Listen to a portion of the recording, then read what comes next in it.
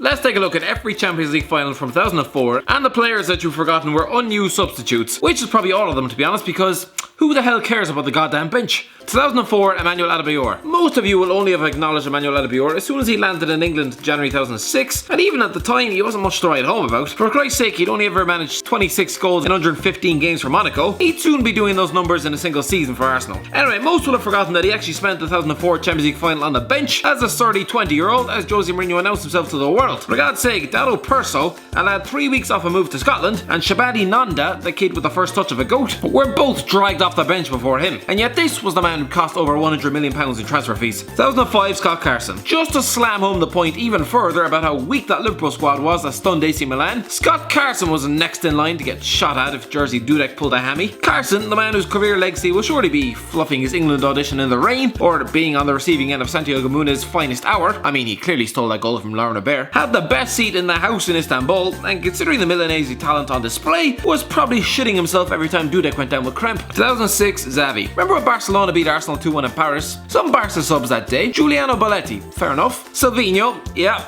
okay. Andres Iniesta, what? And Xavi here, and he didn't even make it off the bench. It's not as if the lad was an up-and-coming teenager. The man was 26 years of age and in the prime of his career. Instead, the Barcelona midfield three was made up of Deco, Edmilson and Mark van Bommel. I mean, they still won the game, but Christ above, the sooner Frank Rijkaard was shown the door, they got damn better. 2007, Craig Bellamy. I'm not sure why, but it just seems weird that Craig Bellamy has been involved in a Champions League final. This was a mid-table player of Newcastle, Blackburn and West Ham. What business did he have being anywhere near a pitch that included the likes of Kaka, Inzaghi and Paolo Maldini, especially considering weeks earlier he tried to hack his own left back to pieces with a goddamn golf club. Of course, the fact that Jermaine Pennant started the game and played the full 90 minutes was even more bizarre, but that's a different story. 2008, Andrei Shevchenko. When I think of Andrei Shevchenko in Champions League finals, I think of his penalty to beat Juventus at Old Trafford in 2003, I think of the penalty miss in Istanbul 2 years later. I don't think stuffed in a rain jacket, sidled up next to Kudicini on the Moscow bench. The 2008 All-English Champions League final was a classic, but what an undignified end to Shevchenko's career in England. Not even being called upon once in 120 minutes, not even for penalties.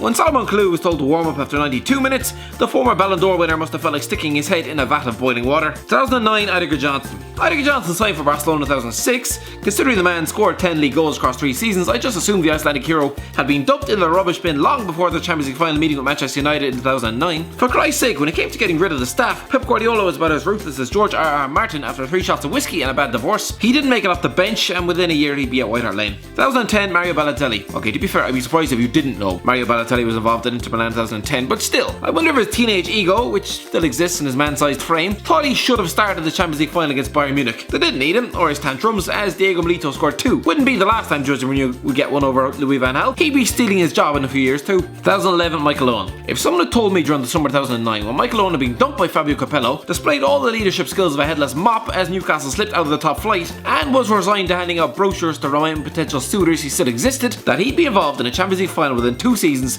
I'd have spat out my bowl of potatoes. This man was finished, broken, done, and yet here he was, sitting on the bench for the club he'd grown up despising. 2012, Daniel Sturridge. Ross Turnbull was a mad one in 2012 when Chelsea turned over Bayern Munich, but for some reason it just seems weird that Daniel Sturridge was there that night. An unproven Sturridge, before the injury swallowed him whole, hasn't won a trophy in 7 years. And it was the goddamn Champions League. 2013, Xherdan Shaqiri.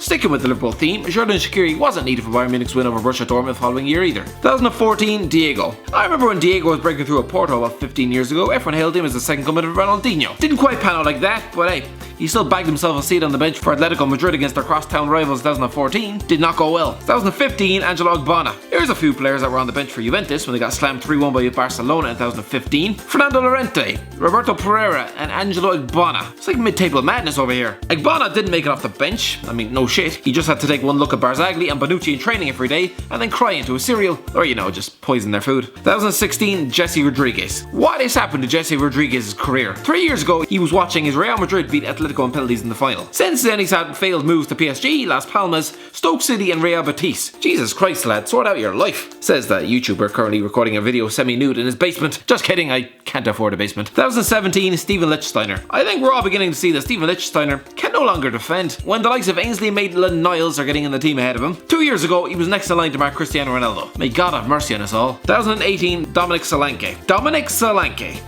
Solanke is sat on the bench in a Champions League final, and I can already probably tell you that is going to be the hallmark of his career. Well, either that or having been able to trick a club into paying over 20 million quid for him based on absolutely nothing. I still can't get over Solanke in a Champions League final. He was probably resisting the urge to whip out the phone and grab selfies with Ronaldo and Zidane for the gram, because good lord, he did not belong there.